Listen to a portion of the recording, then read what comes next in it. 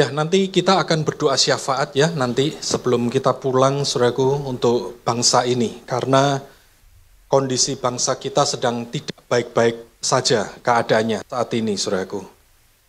Nah, hari ini dalam rangkaian kepemimpinan, ya Kingdom Leadership, saya ingin berbagi tentang slow leadership. Khususnya berbicara tentang pengambilan keputusan, saudaraku. Nah, yang namanya keputusan, setiap kita pasti mengambil keputusan. Setiap kita. Berapapun usia kita, kita harus mengambil keputusan. Dan bisa dikatakan bahwa kedewasaan seseorang itu dilihat dan diukur dari kemampuannya dia mengambil keputusan dengan baik dan benar dan berani menghadapi risikonya, saudaraku. Kenapa? Karena setiap keputusan itu selalu mengandung risiko. Entah risiko itu kecil, entah risiko itu besar, setiap keputusan itu mengandung risiko. Nah, oleh sebab itu pengambilan keputusan tidak bisa dipisahkan dari kemauan kita, keberanian kita menghadapi resikonya dan menyelesaikan resikonya. Semakin kita dewasa, maka kedewasaan akan dilihat seberapa bagus kita mengambil keputusan dan menanggung resikonya. Semakin tidak dewasa, sebaliknya lah kita akan menjadi orang yang takut di dalam pengambilan keputusan, saudaraku. Kita tidak mengambil keputusan, sebenarnya itu adalah keputusan yang sudah diambil. Ya, saya tidak mau ambil keputusan. Ya, bermalas-malasan misalkan di rumah, itu adalah keputusanmu. Engkau bermalas-malasan di rumah dengan asumsi engkau ingin menghindari pengambilan keputusan, sebenarnya itu adalah keputusanmu. Sehingga ketika hidupmu tidak kemana-mana, yaitu adalah resiko daripada keputusanmu karena tidak mengambil keputusan, saudaraku. Ya, kehidupan kita dibangun dari keputusan. Nah, ini adalah tips cara mengambil keputusan yang salah. Ya, jadi kalau ingin mengambil keputusan yang salah, inilah caranya, saudaraku. Ya, saya tunjukkan ada dasar firman-nya, jadi tenang aja, ini benar, sesuai dengan firman. Ya, bagaimana cara mengambil keputusan yang salah? Sudah pasti takut akan manusia. Takut akan manusia, tekanan manusia, karena orang lain yang minta, kita mengambil keputusan. Atau keputusan itu mencelakai orang lain. Yang penting aku untung. Nggak peduli orang lain hancur, itu terserah orang lain. Ya, itu persis seperti bagaimana Saul mengambil keputusan untuk menghancurkan Daud, saudaraku. Ya, Saul ambil keputusan. Demi kepentingannya dia akan hancurkan orang lain. Kemudian keputusan diambil dengan value yang salah atau nilai yang salah. Ya, contohnya aja misalkan mungkin ada orang yang berkata bahwa teman-teman, bisnis. Berarti kira-kira menurut dia bisnis itu wajar nggak kalau makan teman? Sekali lagi ya, perhatikan ya. Teman-teman, bisnis ya bisnis. Berarti wajar nggak kalau menurut dia, bisnis itu makan teman? Wajar. Dia mengambil keputusan berdasarkan value yang salah, saudaraku. Ya, atau keputusan karena sekilas pandang atau menurut orang lain. Nah, dia hanya lihat aja, dia nggak kritis. Ya, apa kata orang, dia ikuti. Oh ya benar, wah diprovokasi, saudaraku. Ini jenis-jenis orang yang mudah diprovokasi. Tidak mempedulikan hukum dan keputusan Tuhan, dan yang menarik adalah gaya hidup kacau, maka pengambilan keputusan pasti kacau. Ini juga ada ayatnya ketika Tuhan menegur para imam mabuk, maka kaburlah pandangan mereka untuk memutuskan segala sesuatunya. Gaya hidup kacau, sudah pasti keputusan kita akan kacau. Kalau gaya hidup kita adalah bersenang-senang sama teman, hobi adalah nomor satu, maka kira-kira kita akan mengambil keputusan berdasarkan kesenangan hobi bersama dengan teman atau memutuskan karena memang engkau harus melanjutkan kehidupanmu, saudaraku. Paham? Misalkan deh, engkau harus bekerja. Sedangkan teman-temanmu lebih suka ngegame. Kira-kira keputusan mana yang akan diambil? Paham ya? Ya, gaya hidup kacau akan membuat pengambilan keputusan itu juga kacau. Ketika teman-temanmu tidak peduli dengan orang tuamu, gaya hidupnya kacau, maka sudah pasti pengambilan keputusan juga akan kacau. Engkau tidak mau care dengan orang tuamu. Kenapa? Karena memang gaya hidupnya adalah tidak mau peduli dengan orang tua. Nah, sekarang bagaimana cara membuat keputusan dengan benar? Tentunya adalah mencari Tuhan, berdasarkan value yang benar, minta keputusan Tuhan, putusan untuk menyelesaikan tanggung jawab, itu adalah keputusan yang benar. Kalau engkau adalah seorang siswa, engkau seorang mahasiswa, maka keputusanmu untuk menyelesaikan tanggung jawabmu itu benar. Udah, nggak usah dipertanyakan. Ya, itu benar. Jadi misalkan aja besok engkau ujian dan engkau menanyakan, perlu belajar nggak? Sudah pasti keputusanmu untuk mengambil waktu untuk belajar, itu keputusan yang benar, saudaraku. Ya, karena menyelesaikan tanggung jawab. Dan keputusan dibuat bersama dengan Roh Kudus atau saudara seiman. Dan atau saudara seiman. Inilah pentingnya engkau punya komunitas rohani, saudaraku. Ya, komunitas rohani sangat dibutuhkan. Kenapa? Karena kadang kita butuh konfirmasi dari saudara seiman. Oke, ini pembukaan, saudaraku ya. Ini bukan inti daripada khotbah. Ini hanya pembukaan. Inti daripada khotbah adalah pengambilan keputusan harus cepat atau slow. Bisa dikatakan saat ini banyak orang terobsesi dengan kecepatan. Oh, harus diambil dengan cepat, dan cepat, saudaraku. Kecepatan itu akan menghilangkan ketenangan. Coba aja engkau genjot mobilmu masuk ke jalan tol minimal 150 km per jam. Engkau bisa tenang atau panik, atau tegang. Meskipun engkau duduk di kursi penumpang, engkau nggak akan bisa tenang. Kecuali engkau alihkan keteganganmu dengan cara tidur, nggak mau tahu. Ya kan? Udah deh, aku tidur, nggak mau tahu. Kecepatan akan menghasilkan ketegangan, saudaraku. Kecepatan tidak pernah menghasilkan ketenangan, nggak pernah.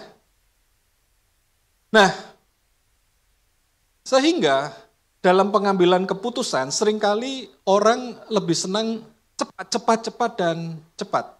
Ya, mereka membuang yang namanya slow, yang membuang yang namanya ketenangan.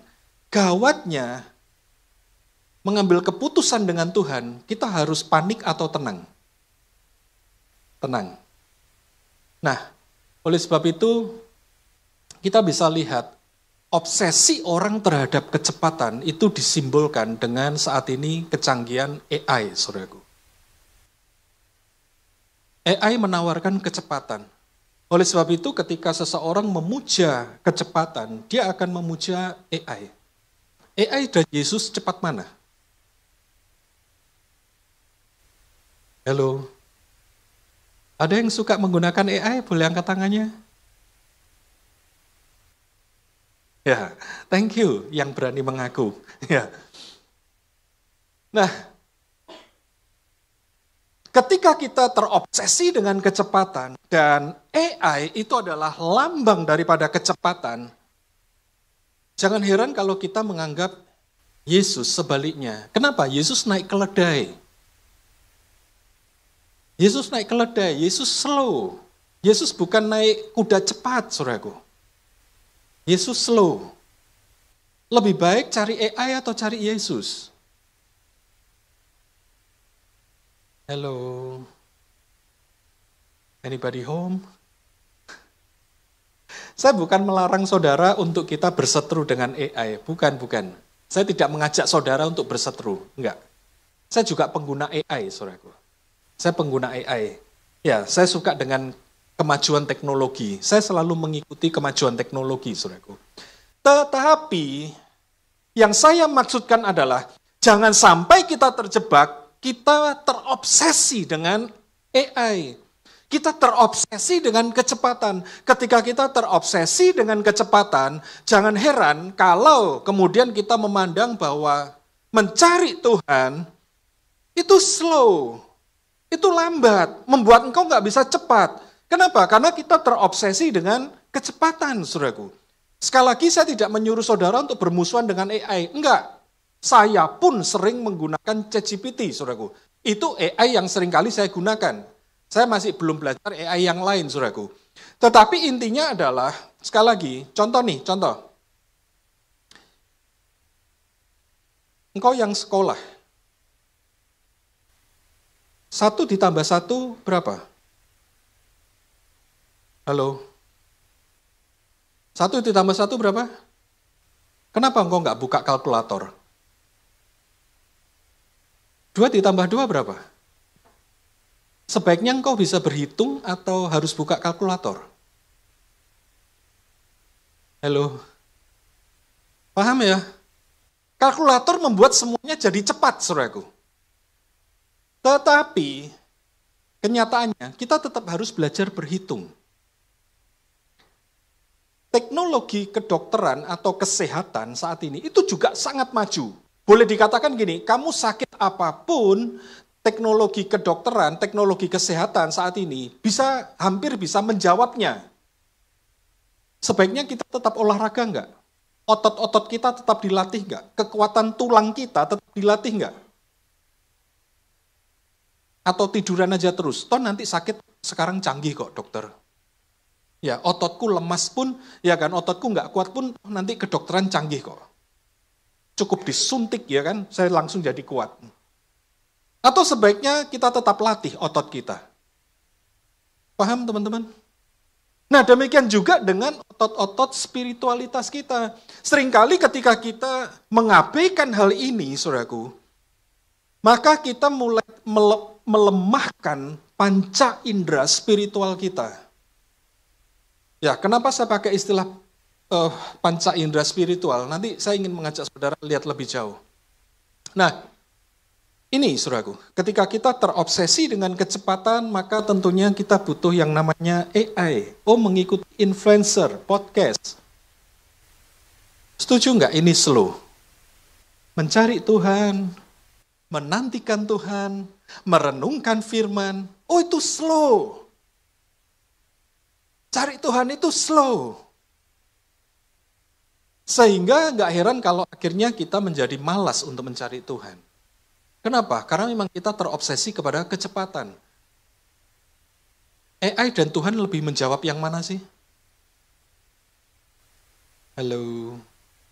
Siapa kalau punya masalah, tanyanya ke AI, bukan tanya ke Tuhan. Gak usah angkat tangan deh ya. AI, aku lagi patah hati, gimana solusinya? Ya.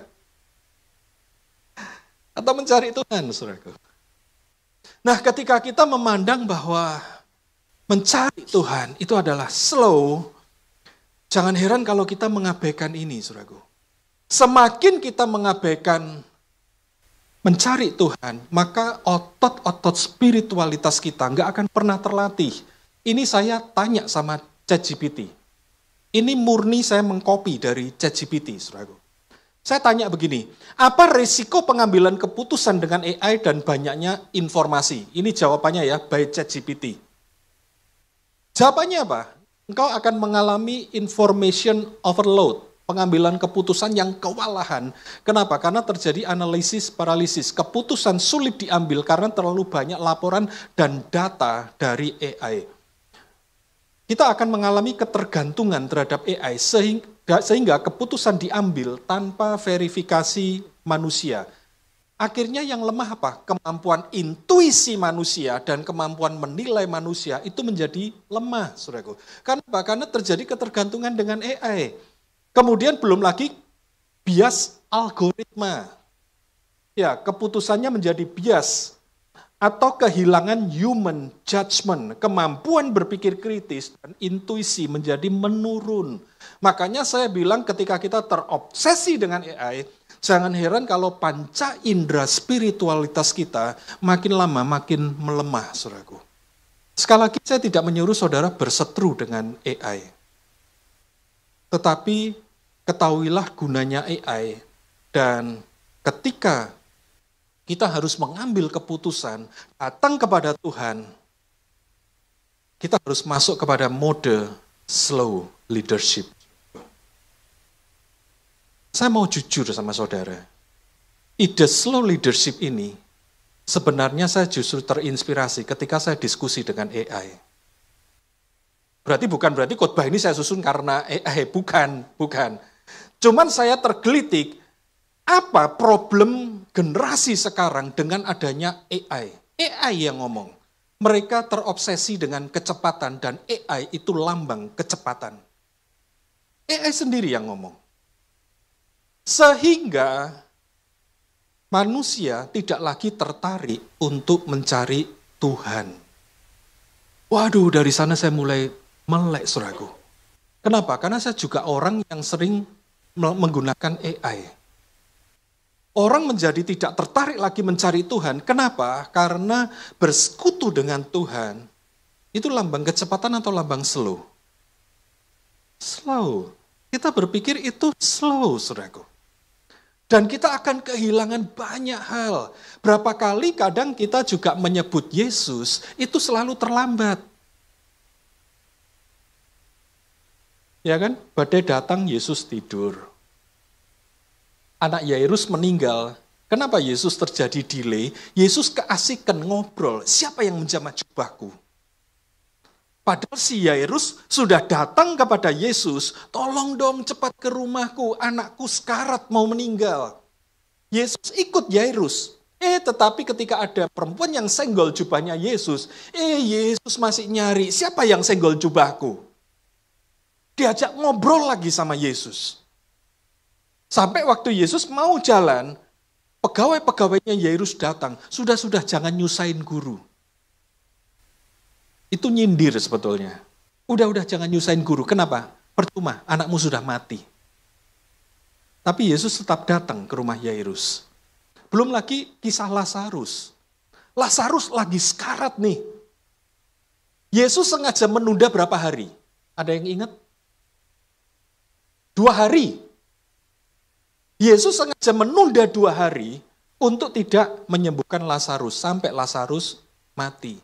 Makanya Maria dan Marta komplain, guru kalau kamu datang lebih awal, gak bakal mati tuh Lazarus. Apakah kita menganggap Yesus selalu terlambat, saudaraku?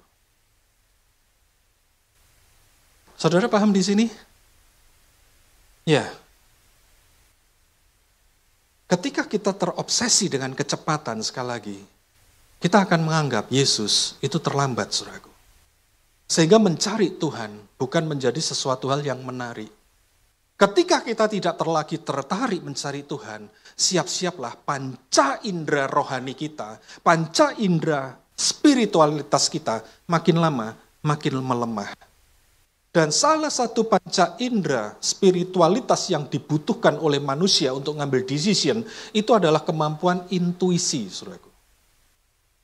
Dan tadi AI sudah bilang, intuisi manusia itu akan melemah ketika dia selalu mengandalkan AI. Nah, oleh sebab itu, kita harus kembali, saudaraku. Coba kita lihat lagi tentang slow leadership. Bahwa mencari Tuhan itu vital banget, saudaraku. Supaya kita bisa mengambil keputusan dengan benar. Nah, firman Tuhan bilang begini. Tetapi orang-orang yang menanti-nantikan Tuhan mendapatkan kekuatan baru. Kenapa saya pakai istilah menantikan-nantikan Tuhan? Ya, saya mengutip Yesaya menggunakan istilah menanti-nantikan Tuhan. Karena slow leadership membuat kita kelihatannya kita harus nunggu Tuhan, menanti-nantikan Tuhan. Tapi ternyata pengertian menanti-nantikan Tuhan di bahasa aslinya, saudaraku, ini bukan menanti-nantikan bengong kayak kita antri dokter. Bukan. Sekarang nomor berapa, Sus? Nomor 5. Malah, Mak, nomorku 55. Mau jam berapa ini masuk? Ya kan? Sampai tiduran, ya kan? Ya sampai tiduran nunggu dokter. Bukan itu yang dimaksud di kitab Yesaya menanti-nantikan Tuhan. Itu bukan seperti itu, saudaraku. Dari bahasa aslinya, menanti-nantikan Tuhan itu punya pengertian begini. To bind together, mengikat bersama seperti tali yang dipilin menjadi satu. Jadi seperti ini, misalkan ada 2 tali, warna kuning dan warna hijau, dipilin menjadi satu, maka kita tidak akan sebut tali ini tali kuning atau tali ini tali hijau. Kenapa? Karena 2 sudah menjadi satu, saudaraku. Dipilin menjadi satu, kalau diikat erat, diikat mati, maka tali ini satu. Dia nggak bisa dipisahkan. Nah demikian juga ketika kita menanti-nantikan Tuhan, kenapa kita mendapatkan kekuatan baru? Karena kalau saya adalah orang yang lemah, saya diikatkan pada satu tiang yang sangat kokoh, maka kira-kira saya bisa terbang kena angin enggak? Kalau saya diikatkan dengan erat pada satu tiang yang sangat kokoh. Enggak bisa. Apakah karena saya kuat? Enggak, saya enggak kuat, saya tetap orang yang lemah. Kenapa saya bisa kuat menghadapi angin? Kenapa saya bisa kuat menghadapi badai? Karena ada kekuatan dari tiang ini. Dari mana saya mendapatkan kekuatan dari tiang ini? Karena saya diikatkan dengan erat pada tiang ini. Makanya firman ini bilang begini, orang yang menantikan Tuhan dapat kekuatan baru. Bukan kemudian kita dijadikan manusia yang kuat, bukan. Tapi karena kita sudah diikat bersama dengan Tuhan, kita mendapatkan kekuatan yang dari Tuhan. Saya lemah, iya saya tetap lemah. Kenapa saya bisa terbang tinggi? Bukan karena saya mutant, akhirnya saya punya sayap, bukan. Saya bisa terbang tinggi karena kekuatan Tuhan yang membawa saya menjadi terbang tinggi, saudaraku, untuk mengatasi badai. Itu maksudnya menanti-nantikan. Jadi menanti-nantikan itu satu upaya untuk kita menjadi satu dengan Tuhan.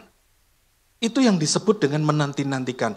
Jadi ibaratnya begini, saudaraku. Kalau kita berdoa, kita berani ngomong, Tuhan, aku memang dalam persimpangan. Tuhan, memang aku harus mengambil keputusan. Tetapi aku memilih untuk menantikan-Mu dengan sabar, Tuhan. Jadi kita mengambil satu keputusan, memang Tuhan, aku sedang di persimpangan, tapi aku mau menantikan Kamu. Aku mau memilih untuk menantikan-Mu. Aku nggak ingin terburu-buru untuk mengambil jalan sendiri. Percaya bahwa waktu Tuhan adalah yang terbaik. Kalau kita percaya waktu Tuhan itu yang terbaik, ya tunggu, saudaraku. Tunggu, jangan tergesa-gesa. Ya, makanya kita bisa bilang, jadikan aku tenang Tuhan di dalam penantian ini. Perbarui kekuatanku dan pikiranku. Ini yang dimaksud kita menanti-nantikan Tuhan. Jadi bukan bengong dan tidak ngapa-ngapain. Bukan, saudaraku. Ini yang akan menjadi dasar untuk kita belajar mengambil keputusan berdasarkan tuntunan Roh Kudus, saudaraku.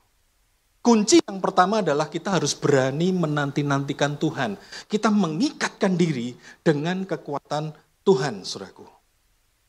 Dan jangan kehilangan sekali lagi keheningan atau ketenangan. Obsesi terhadap kecepatan itu menghilangkan ketenangan, saudaraku. Padahal cara Tuhan datang kepada kita itu justru di dalam ketenangan. Yesus mengajarkan kalau kita berdoa kepada Bapa, tempatnya di mana? Di mana? Masuklah ke dalam kamar, kunci pintunya. Yesus mengajarkan kita kalau kita mau bertemu dengan Tuhan, itu justru dalam ketenangan, saudaraku. Bukan dalam kepanikan, bukan dalam rasa terburu-buru. Suatu kali, Nabi Elia ketika dia dalam dalam persembunyiannya di sebuah goa, Tuhan datang kepada dia. Tuhan datang dalam badai. Ternyata di situ tidak ada Tuhan. Ada lagi kemudian gempa bumi. Ternyata di situ tidak ada Tuhan. Kapan Tuhan hadir? Ketika ada angin sepoi-sepoi. Dalam kondisi yang sangat tenang. Ternyata di situ Tuhan hadir, saudaraku. Nah, itulah seninya menemui Tuhan, saudaraku. Kita harus punya ketenangan untuk kita bisa menilai ini Tuhan hadir. Tapi kalau kita terobsesi dengan kecepatan, kita sulit untuk menjadi tenang, saudaraku. Karena kita merasa dikejar terus. Kita akan selalu panik. Nah, oleh sebab itu kita harus belajar untuk selalu menjadi tenang.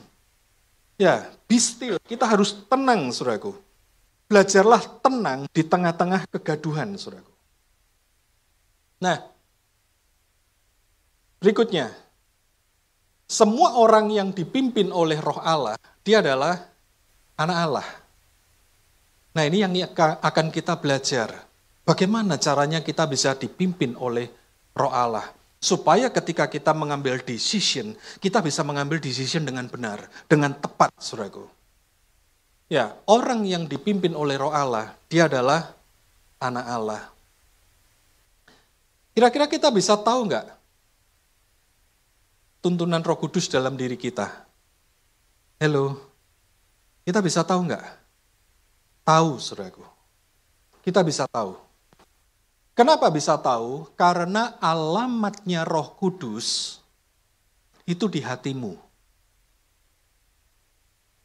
Ya, Yesus bilang alamatnya Roh Kudus itu ada di hatimu. Kenapa kadang kita tidak menyadari itu? Simple, karena kita tidak mau menjadi tenang, saudaraku. Sekali lagi, untuk berjumpa dengan Tuhan, kuncinya itu ketenangan. Ya, firman Tuhan bilang begini, ini Indonesia bahasa sehari-hari.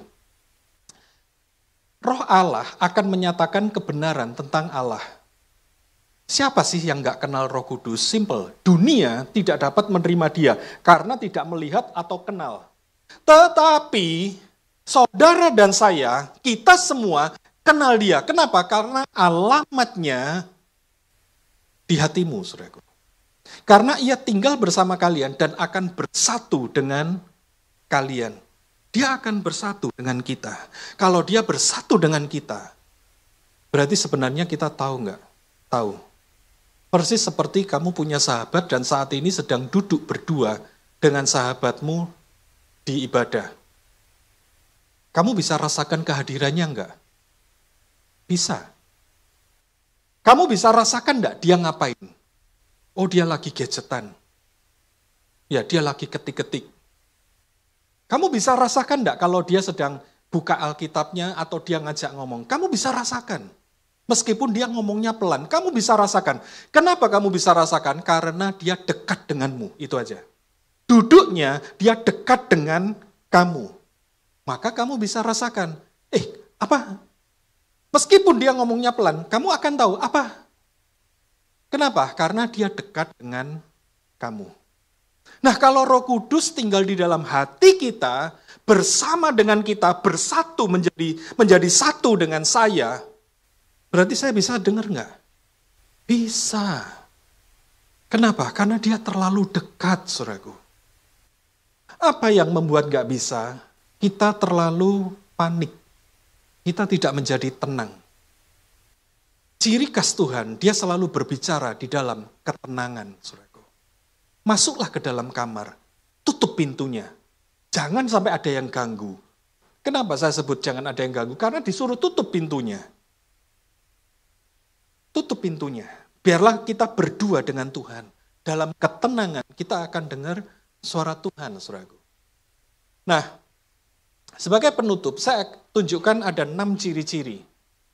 Ya, ada 6 ciri-ciri bagaimana kita bisa tahu bahwa itu tuntunan Tuhan. Sehingga kita bisa mengambil decision tepat, saudaraku. Yang pertama adalah firman. Yesus mengatakan bahwa Roh Kudus itu akan mengajarkan segala sesuatu yang telah kukatakan kepadamu. Berarti apa? Berdasarkan firman. Nah, yang ingin saya garis bawain demikian, teman-teman. Jangan terobsesi ketika kita melakukan kehendak Tuhan, maka semua keadaan itu menguntungkan kita. Sekali lagi ya, jangan terobsesi kalau kita melakukan firman atau melakukan kehendak Tuhan, maka semuanya akan jadi baik dan menguntungkan kita. Saya sangat tidak setuju 100%, saudaraku. Bisa ada hal baik dan bisa ada hal yang tidak baik. Jangan lupa bahwa setiap decision itu mengandung risiko. Ketika Daud harus mengambil keputusan menghadapi Goliat, yang terjadi apa? Ya dia harus hadapi Goliat, saudaraku. Apakah Goliat musuh yang ringan? Enggak, Goliat bukan musuh yang ringan. Tapi keputusan Daud membuat dia harus berhadapan dengan Goliat, saudaraku. Keputusan Gideon harus membuat dia menghadapi musuh Israel ketika mereka sedang dikepung, saudaraku.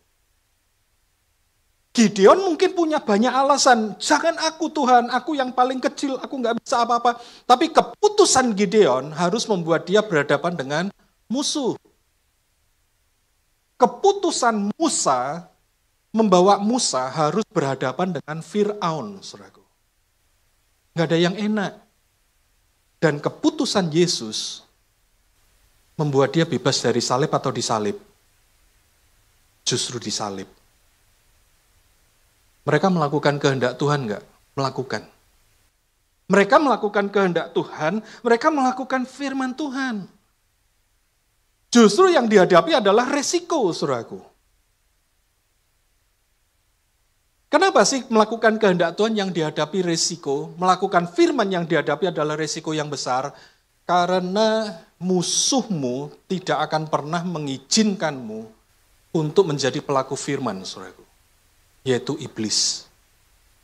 Iblis tidak akan pernah mengizinkan kita menjadi pelaku firman. Iblis tidak akan pernah mengizinkan kita untuk menjadi pelaku daripada kehendak Tuhan. Jadi jangan memuja kesuksesan, saudaraku. Seringkali kadang kita memuja kesuksesan kalau melakukan kehendak Tuhan, oh pasti sukses. No.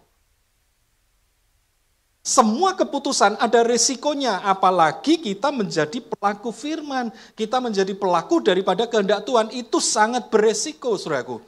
Keputusan Sadrah, Mesah, dan Abednego membuat mereka harus berhadapan dengan apa? Dapur api. Keputusan Daniel membuat mereka harus berhadapan dengan gua singa, saudara. Keputusan Esther membuat Esther harus menghadapi Raja Ahasiweros, yang kemungkinan Esther bisa dibunuh, saudara. Karena tidak diundang raja, kok kamu lancang menghadap raja, saudara. Nah, saya ingin cerita seperti ini bukan nakut-nakutin saudara, bukan. Tapi saya ingin kita menjadi seimbang, teman-teman. Bisa nggak dengan keputusan melakukan kehendak Tuhan, Tuhan memberkati? Oh bisa, sangat bisa. Banyak kisahnya di Alkitab. Tuhan selalu memberkati orang-orang yang menjadi pelaku daripada kehendaknya. Contohnya ketika ada janda di Sarfat, ketika dia kelaparan, dia ketemu dengan Nabi Elisa. Nabi Elisa menyuruh untuk mencurahkan minyak, dia curahkan. Ternyata dia dan anak-anaknya bebas dari kelaparan. Ada lagi ketika Petrus disuruh menebarkan jala oleh Tuhan Yesus. Wah, ternyata bisnisnya Petrus dilimpahi, saudaraku. Dia panen luar biasa. Ada saatnya kita melakukan kehendak Tuhan dan memang kita akan mendapatkan kelimpahan. Tetapi juga tidak menutup kemungkinan kita akan melakukan kehendak Tuhan dan kita harus menghadapi risiko, saudaraku. Karena mungkin ada proses yang harus kita lalui. Persis seperti Daniel ketika dia mengambil keputusan dengan benar, ada proses yang dia lalui. Dia masuk ke dalam gua singa. Tetapi berikutnya kita bisa tahu bagaimana Daniel tetap menjadi penasehat raja. Demikian juga dengan Yusuf. Yusuf sudah enak karirnya di rumah Potifar, sudah enak. Tetapi ternyata dia tidak mau dikorupsi oleh Tante Potifar, saudaraku. Ya, dia tidak mau berkolusi dengan Tante Potifar. Dia lari dari itu semua. Dia mengambil keputusan dengan benar. Ketika dia mengambil keputusan dengan benar, yang dihadapi apa? Istana raja atau penjara? Penjara yang dihadapi oleh Yusuf. Bukan istana raja, saudaraku. Tetapi kita bisa tahu bahwa ternyata penjara itu adalah proses untuk Yusuf masuk ke dalam istana raja. Nah, oleh sebab itu, balance lah, teman-teman. Ya, saya sengaja ingin menunjukkan bahwa kita harus balance karena melakukan kehendak Tuhan jangan diidentikan untuk keuntungan saya, saudaraku. Kita menjadi pelaku daripada kehendak Tuhan untuk kita melakukan apa yang benar untuk keuntungan Tuhan, yaitu memuliakan Yesus, saudaraku. Saya baru saja ketemu dengan kumpulan pengusaha. Ketika Tuhan bergerak, justru sekarang dia yang terseok-seok untuk mengikuti geraknya Tuhan. Dia sampai bingung. Dia butuh tempat untuk usahanya. Ketika dia bergumul, butuh tempat, Tuhan kasih tempat yang bagus. Tapi ya tentunya bayar, gak ada yang gratis. Dia harus lunasin itu. Tetapi itu belum dilunasin, masih selang berapa bulan, Tuhan kasih lagi satu tempat. Sampai dia bilang, dia bingung. Kenapa terjadi percepatan seperti ini? Dia minta satu tempat sama Tuhan, dikasih 2 tempat. Tapi ada juga enggak yang harus menanggung risiko? Ada. Saya juga kenal pengusaha. Keuangannya dia lagi kolaps. Karena pasca pandemik, terus drop. Keuangannya lagi kolaps. Dia ketemu satu geng. Satu geng yang menawarkan pendanaan luar biasa besarnya. Bisa puluhan, bahkan bisa ratusan miliar. Sebaiknya diterima enggak? Duit seger loh, puluhan miliar sampai ratusan miliar, saudara. Puji Tuhan, dia berdoa, saudaraku. Karena dia merasa tidak tenang, kok ada indikasi ini cuci uang. Dan puji Tuhan, selang berapa bulan saya tanya, gimana hasilnya? Dia ngambil keputusan tidak diterima. Dan dia mau menjauh dari geng tersebut. Dia tidak mau terima. Apakah sampai hari ini dia kelimpahan uang? Enggak. Sampai hari ini dia tetap suffer. Tapi dia sadar dia mengambil keputusan dengan benar. Untuk tidak mau menjadi operator untuk pencucian uang. Dia yakin dia ngambil keputusan dengan benar. Tapi sekali lagi, suffer enggak? Suffer. Tapi ada enggak yang mengalami kelimpahan? Ada, saudaraku. Be balance, saudaraku. Intinya adalah, ambillah decision dengan apa yang benar seperti yang Tuhan mau. Amin. Ya, biarlah kehendaknya yang terjadi, saudaraku. Karena sasarannya adalah apa? Memuliakan Yesus. Kalau memuliakan Yesus, berarti itu sudah pasti tuntunan Roh Kudus. Itu aja. Tapi kalau demi keuntungan saya, hati-hati. Bisa-bisa kita ngambil keputusan dengan cara yang salah, saudaraku. Kenapa? Karena fokusnya adalah aku, bukan Yesus. Tuhan Yesus memberkati. Mari kita berdoa. Terima kasih Roh Kudus, berbicaralah Engkau lebih banyak lagi kepada setiap kami. Dan tuntun anak-anak-Mu Tuhan, untuk mereka berjalan di dalam rencana-Mu, mengambil keputusan dengan benar, supaya mereka menerima masa depan yang baik, seperti yang Kau mau. Di dalam nama Tuhan Yesus. Amin.